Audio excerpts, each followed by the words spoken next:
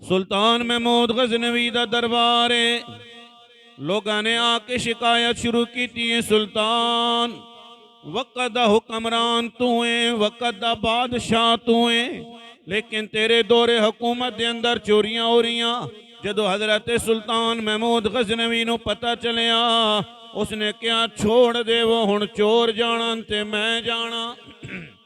रात दा पिछला पैर सुल्तान महमूद गजनवी ने जनाब भेस बदलिया ते सामने वेख्या गलियां दा गश्त करदियां करदियां अचानक एक जगह ते वेख्या 4 बंदे बैठे हुए।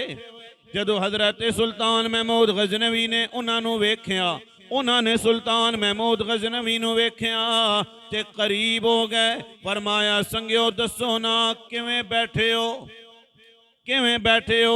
उन्होंने कहा जनाब असी चोर हाँ, चोरियां करते हैं, तुसी जाओ अपना काम करो। सुल्तान महमूद गजनवी ने कहा तुसा भी चोर हो ते मैं भी तुहाडे जैसा वां, हैं तुसा जो चोरियां कर रहे हो मैं भी तुहाडे जैसा वां। उन्होंने कहा जनाब साडे अंदर ते कमालात हन, तेरे अंदर केड़ा कमाल है। सुल्तान महमूद गजनवी ने कहा तुसा अपने कमाल दसो, मैं अपना कमाल दसांगा। एक बोलिया कहन लगा जनाब मेरा कमाल है वे जानवर बोल रहा होवे, कुत्ता बोल रहा होवे, मैं ओदी बोली समझ आना वा की कह रहा है।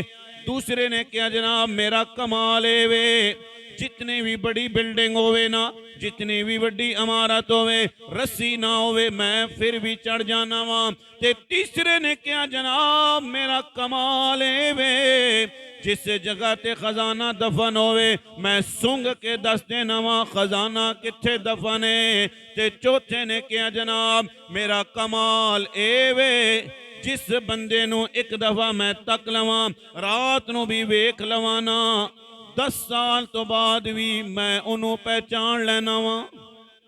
हाय हाय ए गल होई जनाब कितना जी 10 साल तो बाद भी पहचान लेना। चौहां ने अपने कमालात दसे। पहले ने क्या जनाब मेरा कमाल है वे कुत्ते दी बोली मैं समझ लेना वा। दूसरे ने क्या जनाब मेरा कमाल है वे जितने भी उच्ची इमारत होवे बगैर रस्सी तो मैं चढ़ जाना वा। तीसरे ने क्या जनाब मैं सूंघ के दस देना वा खजाना किथे दफन है। ते चौथे ने क्या जनाब मेरा कमाल है वे कि मैं जिस बंदे नू एक दफा वेख लवा ना 10 साल तो बाद भी अगर वो बंदा सामने आ जाए रात के अंधेरे दे अंदर वेखा ते 10 साल तो बाद भी मैं उन्होंने पहचान लेना वा। बादशाह ने दिल दे अंदर ख्याल आया यार कमाल ते बड़े चंगे ने। उन्होंने क्या संगिया असा अपने कमाल ते दसे तू दस ना तेरे अंदर की कमाल है। सुल्तान महमूद गजनवी ने कहा तुहाडे कमाल भी बड़े चंगे, तुहाडे कमाल भी बड़े डाडे, पर मेरे अंदर जड़ा कमाल है ना बंदा फांसी लग रहा होवे मेरी दाढ़ी हिल जाए ते बंदे नू फांसी नहीं जे लगदी ने। उन्होंने कहा जनाब कमाल ते बड़े डाडे हो गए, बड़े ठीक हैं कमाल जनाब। हर बंदे ने चोरी का प्रोग्राम बनाया। सुल्तान ने बादशाह ने पूछा जानने नहीं सन के बादशाह है, पूछा जरा दसो ते सही कितना अरसा हो गया चोरियां पे कर दे हो। उन्होंने कहा जनाब बड़ा अरसा हो गया चोरियां कर रहे हैं लेकिन गुजारा नहीं हो रहा। सुल्तान ने कहा फिर इंज क्यों ना करिए अज बादशाह का घर लुटने, बादशाह ना घर लुटने। उन्होंने कहा जनाब गल ते बड़ी चंगी कीती ने, कमालात साढ़े साढ़े अंदर जेड़ा तेरे अंदर कमाल है ना अगर पकड़े भी गए फांसी लगांगे तेरी दाढ़ी हिलेगी साड़ी फांसी दूर हो जाएगी। चवें चोर ते नाल हजरत सुल्तान महमूद गजनवी चल पे जेड़े जनाब चलते उन्होंने क्या जनाब फिर करने आज बादशाह का घर लुटन का प्रोग्राम बनाया, महल लुटन का प्रोग्राम बनाया। चलते जा रहे हजरत सुल्तान महमूद गजनवी भी नाल ने। चलद्या चलद्या जदों सुल्तान का दरबार आ गया ते जदों दीवार चलन लगे दीवार टप्पन लगे ना ਤੇ ਜਦੋਂ ਕੁੱਤੇ ਨੇ ਵੇਖਿਆ ਕੁੱਤਾ ਭੌਂਕਿਆ ਤੇ ਜਿਸ ਨੇ ਕਿਹਾ ਸੀ ਜਨਾਬ ਮੈਂ ਕੁੱਤੇ ਦੀ ਬੋਲੀ ਸਮਝ ਲੈਣਾ ਵਾ, ਉਸਨੇ ਕਿਹਾ ਅਗਰ ਝੂਠ ਨਾ ਬੋਲਾਂ ਮੇਰੇ ਤੇ ਇਤਬਾਰ ਕਰੋ ਨਾ। ਤੇ ਕੁੱਤਾ ਕਹਿ ਰਿਹਾ ਇਹ ਜਿਹੜਾ ਪੰਜਵਾਂ ਹੈ ਤੁਹਾਡੇ ਨਾਲ ਇਹ ਘਰ ਦਾ ਮਾਲਿਕ ਹੈ। ਹਾਏ ਹਾਏ, ਇਹ ਘਰ ਦਾ ਮਾਲਿਕ ਹੈ। ਉਹਨਾਂ ਨੇ ਕਿਹਾ ਕੀ ਗੱਲ ਪਿਆ ਕਰਦਾ, ਤੇਰਾ ਦਿਮਾਗ ਤੇ ਖਰਾਬ ਨਹੀਂ ਹੋ ਗਿਆ? ਘਰ ਦਾ ਮਾਲਿਕ ਨਾਲ ਹੋਵੇ, घर दा मालिक नाल होवे ते फिर चोरियां भी खुद करावे। चुप कर जा, चुप कर जा, तेरा कमाल जनाब जाया चला गया है। उसने क्या मनो या ना मनो तुहाडी मर्जी है। बहरहाल कुत्ता ऐही कह रहा है एक घर दा मालिक है। उन्होंने क्या जनाब छोड़ देवो। ते दूसरा बंदा जिसने कहा सी जनाब जितनी भी उच्ची दीवार होवे बगैर रस्सी तो मैं खुद भी चढ़ जाना वा, अपने दोस्तों भी नाल ले जाना। वो भी जनाब चढ़ गया।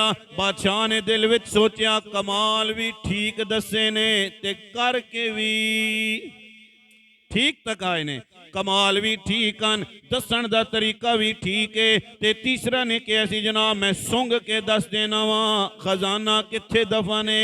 उसने सुंघिया ते सुंघ के दसिया जनाब खजाना ए दफन है। चोरी हो गई।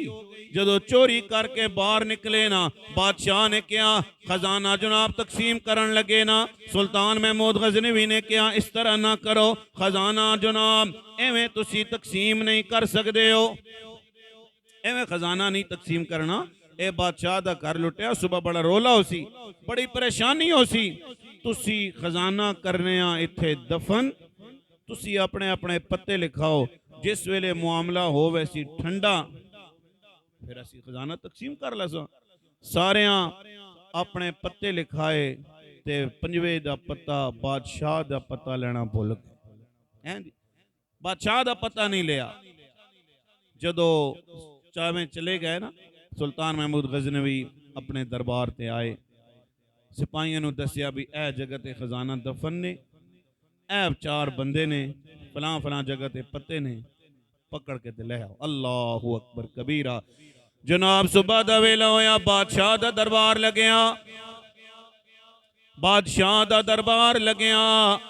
चवें चोर हाजिर हो गए ते जिसने कहा सी जनाब मैं अगर 10 साल तो बाद भी बंदा मैनू मिले ना, पहली दफा अगर मिले तो मैं 10 साल तो बाद भी पहचान लेना वा।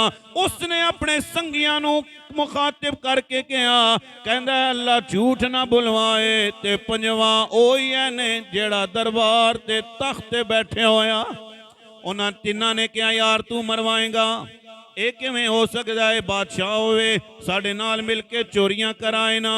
ते उसने क्या अगर इजाजत देवो, जुर्म साबित हो गया, खजाना भी मिल गया। जदों फांसी लगन दा वेला होया ना ते जिसने कहा सी कि मैं उस बंदे नू पहचान लेना वा, अगर 10 साल तो बाद भी वेखा ना उस बंदे नू मैं पहचान लेना वा। करीब होया बादशाह दे कहन लगा हुण फांसी लगन लग्या दाढ़ी कदों हिलावेगा? हाय हाय हाय, दाढ़ी कदों हिलावेगा? ओए पता चल गया दोस्तान ने मोहतरम जेड़े सच्चे हुक्मरान ने, जिन्हां दे दिल दे अंदर रिआया दा दर्द होवे, जिन्हां दे दिल दे अंदर नबी पाक सरकारे दो आलम दी उम्मत दा दर्द होवे, रात तो सोंदे नहीं उम्मत वास्ते जागदे रहंदे ने।